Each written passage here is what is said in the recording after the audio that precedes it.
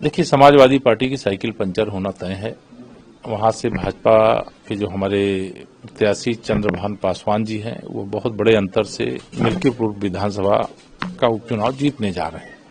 हम चुनाव घोषणा का उसी दिन स्वागत किए थे और अयोध्या की जनता तो इंतजार कर रही थी कि जब 9 विधानसभा सीटों के उपचुनाव हुए तो उसी के साथ हो जाते। तो चूंकि चुनाव आयोग ने माननीय न्यायालय के समक्ष मामला होने के कारण से उस समय घोषित नहीं किया था, लेकिन अब घोषित हुआ है। जिसका इंतजार था वो खत्म हुआ है।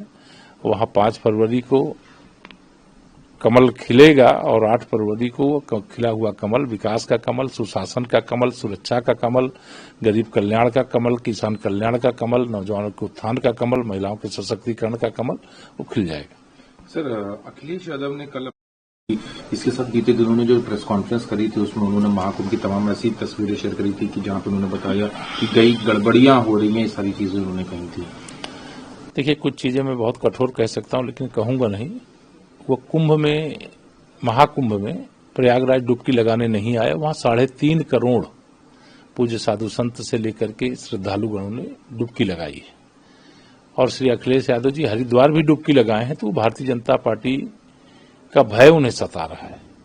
सरकार की जो उत्तम व्यवस्थाएं हैं उसके कारण से उनके मन में डर पैदा हुआ है और वह डुबकी लगाए, ये अच्छी बात है। लेकिन मैं उनसे कहूंगा कि अपने कार्यकाल में 2013 में जो कुंभ जब मुख्यमंत्री थे उस समय कराए थे, उस समय की अव्यवस्था को याद करें, उस समय लोगों के साथ घटी घटनाओं को याद करें। उस समय सरकार के ओर से जो व्यवस्था करनी चाहिए नहीं की, उसके लिए प्रायश्चित करें और प्रायश्चित की डुबकी प्रयागराज के महाकुंभ में 2025 में लगा लें तो शायद उनको कुछ राहत होगी। अन्यथा ये बयान जब करोड़ों की संख्या में देश और दुनिया से श्रद्धालु प्रयागराज महाकुंभ 2025 में डुबकी लगाने के लिए आ रहे हैं, वैसे समय में श्री अखिलेश यादव जी जो उत्तर प्रदेश के पूर्व मुख्यमंत्री हैं, अनर्गल बयानबाजी नहीं करनी चाहिए। सवाल और है, आज जो सूत्रों के हवाले से बड़ी खबर है कि ईडी ने उनके और मनीष सिसोदिया पर मुकदमा चलाने की अनुमति मिल गई है मनी लॉन्ड्रिंग के मामले में। देखिए, अगर कोई भ्रष्टाचार किया है तो वो तो एक कानूनी प्रक्रिया है। उस पर माननीय उच्चतम न्यायालय से उनको जमानत मिली हुई है। कोई वो अपराध से मुक्त घोषित नहीं किए गए हैं। अपराध उनके खिलाफ जो था उसके संबंध में जमानत दी गई है। लेकिन वो नामांकन कर रहे हैं, ये सच है।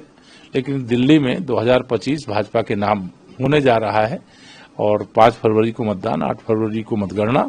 और जैसे हरियाणा और महाराष्ट्र में भाजपा का कमल खिला और भाजपा की सरकार बनी, वैसे दिल्ली में भी भाजपा की सरकार वापस आने जा रही है। दिल्ली के विकास के लिए डबल इंजन की सरकार दिल्ली में जरूरी है। एक आखिरी सवाल है, मायावती दिखता है तो उन्होंने कहा नो, और जो दूसरी बात उन्होंने ये कही कि जो पार्टीज हैं, चाहे वो कांग्रेस हो, बीजेपी हो, समाजवादी पार्टी हो, महापुरुषों का नाम तो लेते हैं, करते हैं, लेकिन जो उनकी जो रास्ते हैं, जो उनके बनाए हुए जो उनकी आइडियोलॉजी है उस पर विश्वास नहीं करते और आरक्षण खत्म कर रहे हैं। सबसे पहले तो मैं बहन मायावती जी का आज जन्मदिन है।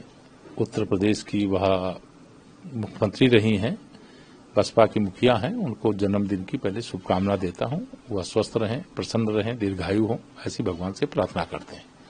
महापुरुष किसी एक पार्टी, किसी एक जाति के नहीं होते।